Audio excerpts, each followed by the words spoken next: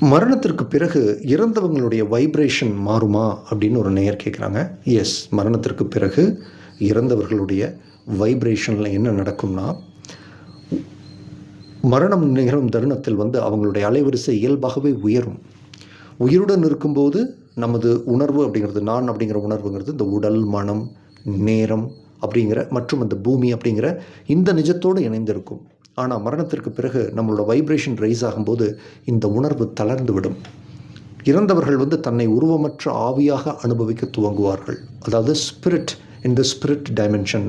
இது ஒரு மேன்மையான நிலை. நம் அலைவரிசை மாறும்போது நாம் பார்க்கும் அந்த வெளி நிஜமும் தானாக மாறிக்கொள்ளும். ஒரு டிவியில் சேனல் மாற்றுறது மாதிரி. டிவி அதே தான், ஆனால் இப்போ புதுசாக ஒரு சேனல் ஓடிட்டுருக்குது. நாம் எங்கும் மாறல, ஆனால் சேனல் மட்டும் மாறியிருக்கு.